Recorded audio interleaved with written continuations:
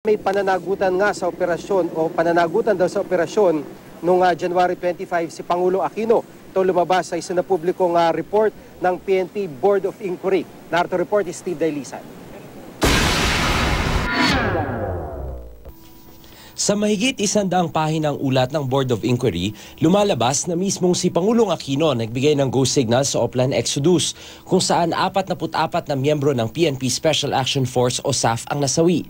Nakasaad sa report na hinayaan ng Pangulo ang partisipasyon ni Director General Alan Purisima sa kabila ng pagkakasuspindi sa kanya bilang hepe ng PNP. Pinili rin daw ng Pangulo na direktang makipag-ugnayan kay nooy PNP SAF Chief Police Director Getulio Napeñas sa halip na kay PNP OIC Deputy Director General Leonardo Espina.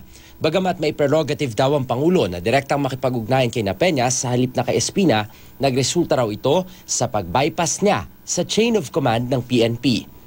Nilabag naman daw ni Purisima ang ipinato na preventive suspension ng Ombudsman sa kanya dahil sa kanyang paglahok sa pagpaplano at pagpapatupad ng Oplan Exodus. Noong sinabi rin daw niyang ako nang bahala kay Katapang, assurance o pagtitiyak na raw itong gagawin niya ang koordinasyong hinihiling ng Pangulo. Nagbigay rin daw si Purisima ng maling impormasyon sa Pangulo nang sabihin niyang may mechanized at artillery support ang mga SAF commando sa ground.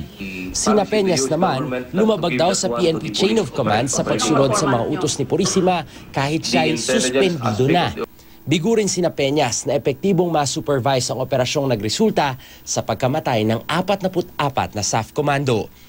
Depektibo rin daw ang pagpaplano sa Oplan Exodus. Ang konsepto naman ng time-on-target coordination na ginamit ng SAF hindi raw kumporme sa protocol ng pambansang pulisya. Dapat din daw isinaalang-alang sa pagpaplano ng Oplan Exodus ang mga implikasyon sa pagpapasa ng Bangsamoro Basic Law. Pero wala pa manong mga record o utos ang Pangulo na nagsasaad na binigyang halaga ito. Napag-alaman din ng BOI na may mga depektibong gamit ang SAF gaya ng radyo na hindi dinisenyo para sa military-type tactical operation. Depektibo rin ang ilang rounds ng M203 grenade launchers na dala nila. Kaugnay naman ang papel ng Amerika, batay sa BOI report, tanging sa intelligence, sharing at medical evacuation lang daw sila lumahok. Mga SAF commando lang daw ang kasali sa mismong operasyon. Rekomendasyon ng BOI, pag-ibayuhin pa ng mga ahensya ng gobyerno ang investigasyon. Ito'y para malaman ang mga pananagutang administratibo at kriminal ng mga kabilang sa operasyon sa Mama sa Pano. Inirekomenda rin ng BOI na agad repasuhin at palakasin ng AFP at PNP ang koordinasyon nito sa Ad Hoc Joint Action Group, lalo na sa mga law enforcement operations laban sa mga high-value target. Hawak na ni DILG Secretary Mar Rojas ang report ng BOI. Magpapadala raw siya ng kopya nito sa DOJ, Office of the Ombudsman at sa iba pang ahensyang nangangailangan nito. Maging sina Senate President Franklin Drilon at Speaker Sonny Belmonte, bibigyan din ng kopya. Naka-upload na rin ang buong report sa isang website para mabasa ng publiko. Mahalaga talaga na malaman natin kung anong nangyari dito para kung may pananagutan man, may dapat na managot ay mapanagot. At dagdag pa doon para ang mga procedures, yung mga protocols, yung mga operating orders ng PNP ay ma-amenda para hindi na maulit itong trahedyang ito.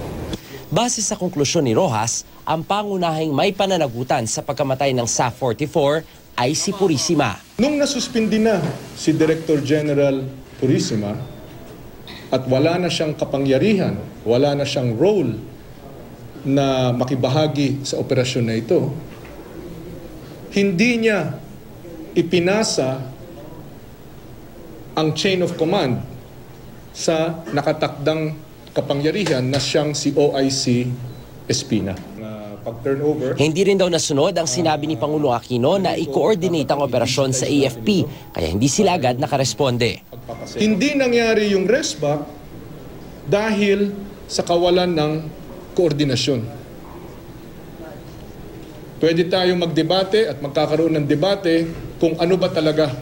But ang point is, inilihim din ito sa AFP. Sa kabila raw ng pagtitiwala ng Pangulo kay Purisima, hindi nito sinunod ang utos ng Pangulo na sabihin ang operasyon kay PNP OIC Police Deputy Director General Leonardo Espina. Sadya pa nga raw sinabihan ni Purisima si Napeñas na huwag sabihan si Rojas tungkol sa operasyon at maging si Espina. the President recognized that Director General Purisima was suspended at wala ng kapangyarihan. Alam ng Pangulo yan. Kaya nga niya iniutos, sabihin mo sa kay OIC Espina ito, precisely to correct the anomaly that there was somebody suspended in the middle. Pero sa isinumiting position paper ni Purisima sa Senado, itinanggi niyang may nilabag siyang line of authority habang suspendido siya. Idiniin niya sina Peñas dahil ang ground commander na raw ang may responsibilidad sa mga pulis. Naniniwala raw siyang plano talaga ni Peñas na huwag sabihan sina Espina at Rojas tungkol sa operasyon.